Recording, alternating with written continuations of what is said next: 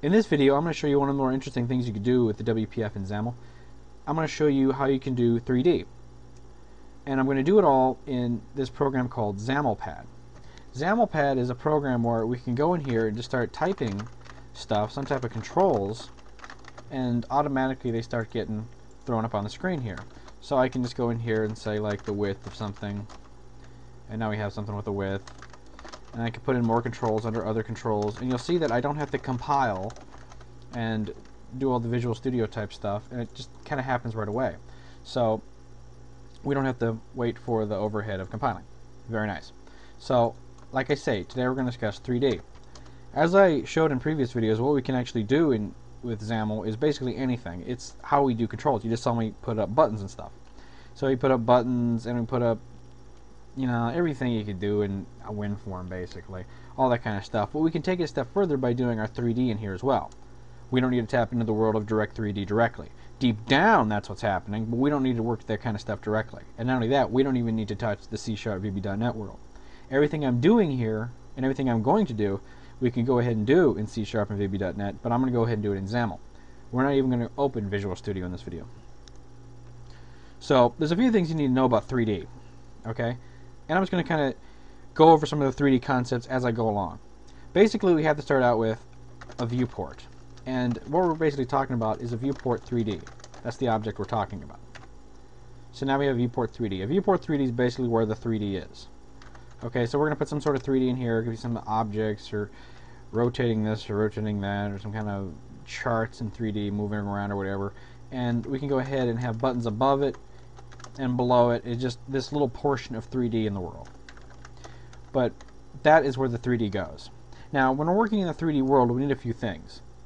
And if you're used to the two-dimensional world in terms of graphics, you'll remember that you have, you know, a square plane, a Cartesian plane. You have an X and a Y. And basically, you just plot things on it. You know, something goes down here at 0, 0, the origin, and 1, 1, 2, 2, and, you know, maybe this is 2, 1, this is 1, 2 over here, and you start putting things all over the screen. And you really are just looking at it. You are basically the camera in this whole world. You're looking at it, you're seeing things. And what you're seeing is basically the viewport. So this is the viewport, and one of the things we need is we have to put our eyes in here somewhere. In the 3D world, we're working in an X, a Y, and a Z axis, which goes out. So what we basically have to do is we have to get into this world. We have to basically stand somewhere and look somewhere. And how we do this is we set up a camera. Basically, we hold a camera. And this is with viewport 3D camera. And we put a camera somewhere. See, this guy will show up as red if we're doing something wrong. Right now it's saying it can't be empty. Well, that sounds about right. We didn't put anything anywhere. What we're basically going to do is we're going to put in a thing called a perspective camera. And then we're just going to put some properties on this. This camera is going to be somewhere, basically where we're standing, and it's going to look in a certain direction towards something. And we want to look from a certain place, and that's going to be the position. And I'm going to be standing at point 1, point 1, point 1. So 1 unit in X, 1 unit in Y, 1 unit in Z. Just somewhere out in the universe. We only have 1 point, so there's no place to really put it. There's no frame of reference here. So we got to set the destination. So we got to set where we are and where we're looking. And that's the second thing. We're going to be looking in a certain direction here. Basically this way here. Simple look direction here, and have a little field of view here. How wide do we want to be looking here? About 90. And I'm going to set up an up direction here, just warm and fuzzy, because I want up to be at the y-axis. Okay? And that's really all I'm going to set here. And this is the perspective camera. Right now we have a camera somewhere at 111 pointing in the direction of -1, -1, -1. And that's all we have to do with the camera. Right now we have a plane, or rather we're looking somewhere in some 3D universe.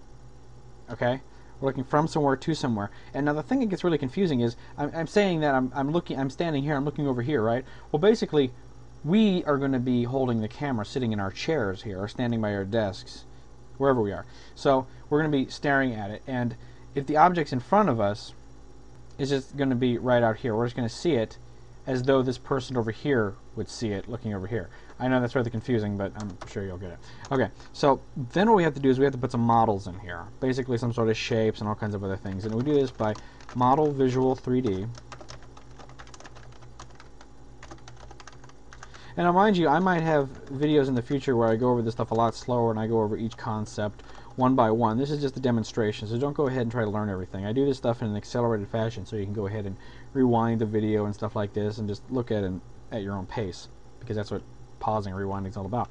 So we have this Model Visual 3D, and in here we want to put some content. So what I'm going to go ahead and do is just copy this guy out, repaste it in, and say content. Now we're going to put some content in here. Okay.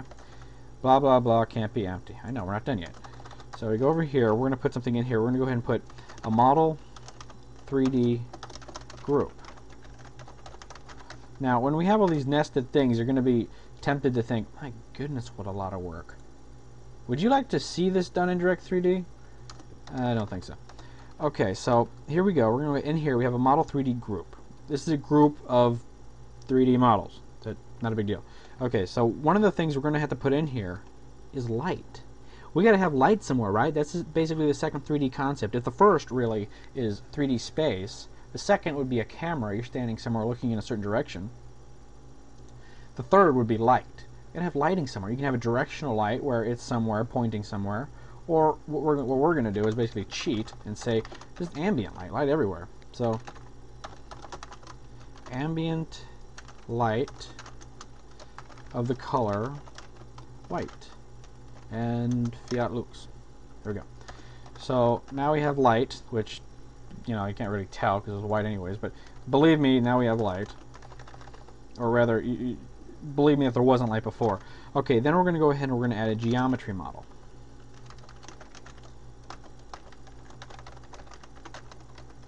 Okay, so now I have a geometry model. And one of the things we're going to go ahead and do in here is we're going to go ahead and put in two things. Geometry model is going to go ahead and have the geometry as well as a material that is some sort of skin on it.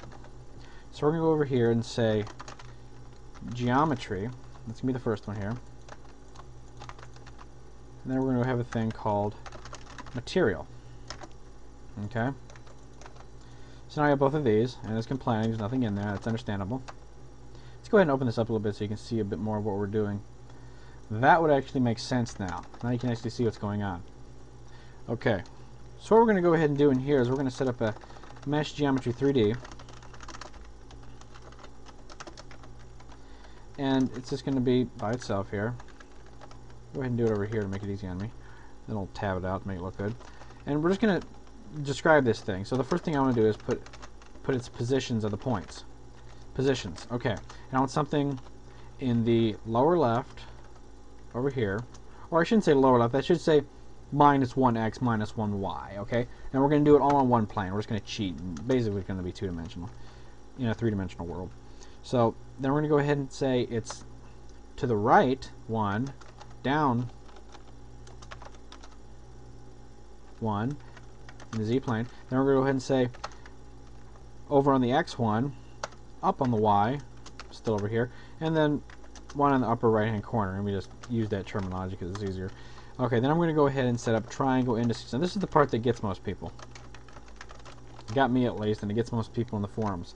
This is where we actually have to connect the world. We're going to be making a square. We have a guy down here. We have a guy down here. We have a guy up here. And we have a guy up here. Watch that again. We have a little point down here, a point down over here, a point up here, and a point over here. I just drew a Z when I did that in the explanation. You might not even have noticed that. Right here, right here, right here. You notice that triangle I drew when I just did that? That is what we're going to be building. We're going to be connecting this point to this point to this point. And then we're going to go ahead and connect this point to this point to this point to this point. So this guy, this guy, this guy, and then this guy, this guy, this guy. Somewhere in this counterclockwise manner, we're going to connect these guys. So I'm going to connect point 0. This is 0 based. So point 0, lower left, to the lower right, which is 1, to the upper left, which is 2. Then we're going to go ahead and connect the lower right to the upper right, then to the upper left. So there we go. That may not exactly be right, but we'll see what happens here. And the next thing I want to go ahead and do is skip down here. We're going to come back to that in a second. We're going to skip down here and put down a material. And the material I'm going to do is very simple. We're going to put a diffuse material here. This is going to house something else in here. And then we're going to put a diffuse brush. Diffuse material, that brush rather.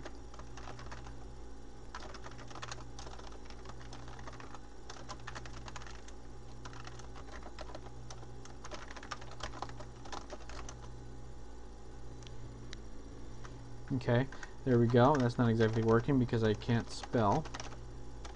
And I still can't spell. There we go. Let's just go ahead and see what happened here.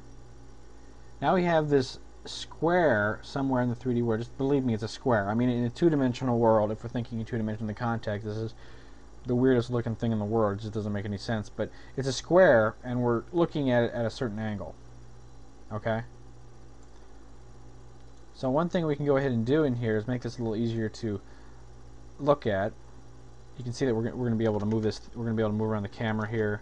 Things are moving around, but it doesn't really make a sense what we're looking at. So let's go ahead and change this here and make this a little bit easier to work with. What I'm going to go ahead and do is I'm going to set up a linear gradient brush.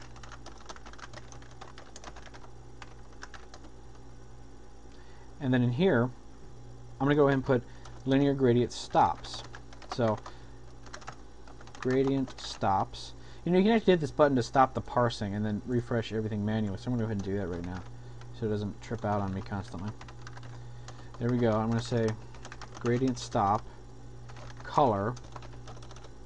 I mean, at one point here, we're going to say the color is going to be just blue. And then the offset is going to be at 0. Okay, put this as green, see what we got. There we go, missed the spot there. So there we go. We see a big green square. Interesting. Where's the blue? Well, that's why we have to actually come back to this guy here, or this guy here. We have a texture down here, okay? This is a material, it's a texture, it's a skin, whatever terminology you want to use. They're a little bit different. As far as you're concerned right now, they're all the same. So, here we go. We're going to go ahead and put something on here.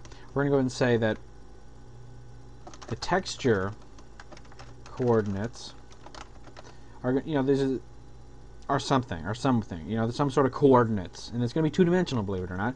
So, we're going to say lower left, over here, this corner, and then connect these two. Let's see if this is right. We got 0, 0, yes, that looks good. And refresh. Auto parse rather. Oh, and then you'll see that I completely messed it up because we're stopping and ending at the same point. That doesn't make any sense. Now we have green. Now, believe me, if that wasn't there, you see it's this. So now we have the texture coordinates. Now we can actually see. Now, just trust me, this video is not going to come out that well. It's going to be kind of striped around here, but just trust me that this is a very nice, beautiful gradient. So there we go. We have this nice 3D guy. And what we can actually do is go ahead and move this guy around in the 3D plane here. Just kind of move him. You can see it's actually moving up now. That's actually makes sense now. We can actually see it. Since it's a little far up to the sky there. Okay.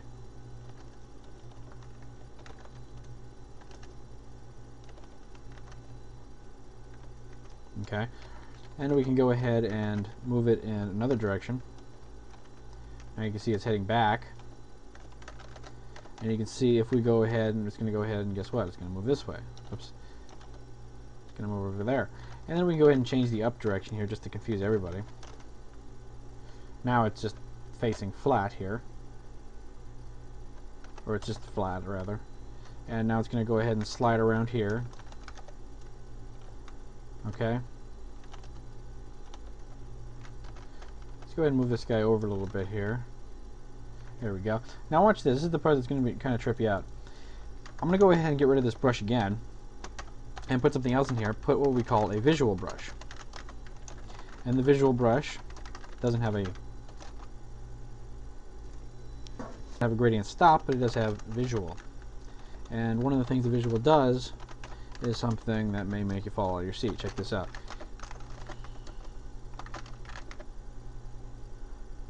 That's kind of weird, isn't it? A button. Let's go ahead and put that in some sort of a legible text there. Now it's actually backwards. That's interesting. Let's go ahead and fix this here. Let's go ahead and move this around here. Okay, now it's just completely upside down. Now it's just completely backwards. Kind of hacking this together here, but you can kind of see what I'm doing here. I'm kind of just moving stuff around in space, flipping it upside down and around here. Let's go ahead and look at our indices here and see what we can do about this.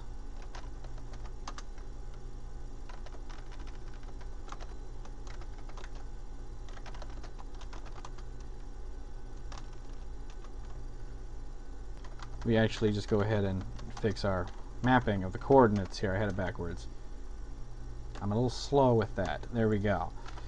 Okay, so now we actually see the button and it's actually readable. And we can go ahead and put anything else we need into here.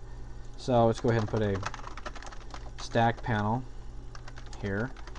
And now we have a bunch of buttons in here. They're not exactly clickable. We're looking at something nice and visual here, but you can go ahead and bind data to this. You can absolutely do that. And let me show you one more thing, then I'll go ahead and show you a really cool example of something I built recently just to do that as an example for somebody. Let's go ahead and put this stack panel here. And I actually want to put a button out here. Oops. And this button is just going to say stuff, I don't know, creative, right? And then I'm going to put the height on this. There we go. Now we have a button back behind that. So we have controls and 3D in the same place. Very cool. Put some more buttons over here. Now we're kind of pushing that down. So there we go. And we can still flip around our 3D and do all kinds of craziness. That totally made it disappear, but there we flipped it on its side. You can flip it upside down now. That's dandy. So we can do all kinds of craziness here. Let's go ahead and just put that at 0 here. There we go. Yeah, I like that one better actually. Let's go ahead and the z-axis is up. So there went down. We can do all kinds of craziness here, all within the comfort of our own 3D world. See, now I'm just totally raising it up. And you know, programmatically we can go ahead and have a lot of this stuff change and have stuff move around and whatever. And like I said, you can go ahead and data bind this. And let me show you an example of that real quick. And I'm going to go ahead and paste this example in. This right here is a 3D RSS reader I put together a couple nights ago. And this is very simple. It's about 50 lines of XAML here. And it live binds to this XML. And it puts an image in the back, and it puts gradients on this and all kinds of stuff. Let's go ahead and see if we can't get a little closer here by changing our focus a little bit. Kind of zoom in a bit, kind of cheat. So we can see I have all kinds of stuff here. You'll see that in my code here, what I'm actually doing is I just have a 3D viewport, and I'm setting up a few resources here. These resources are just basically some sort of declarative metadata, which is data for data. Now we have declarative. This is declarative stuff for the declarative code. So we have resources, and we're declaring this XML guy, and then we're declaring this little style, which is for a text block called RSS title. And then RSS title here, these titles, I'm saying have the titles have these offsets on the foreground. Then I have another guy down here, the RSS text. It's kind of gray, kind of this font, and I believe I had a font up here too. That's for text block as well. So if we go down a little bit further, we actually have the camera here. We have our standard 3D objects here. We have an ambient light, and then within this geometry we have our mesh, and the material here we actually have a visual brush, and the visual brush actually is bringing in a stack panel, and it actually has a list box and is binding to this XML. In the background of the list box has this picture on there, and then I have a data template with this data That's binding, picking and choosing what we want. The title for the titles, description for the description, the text. And that's basically all there is to it. I'll go ahead and scroll through this slowly. Well, first off, the namespaces are all going to be the same here. It's not really that big of a deal. But I'll go ahead and scroll through this really quick here so you can go ahead and take a look at the code.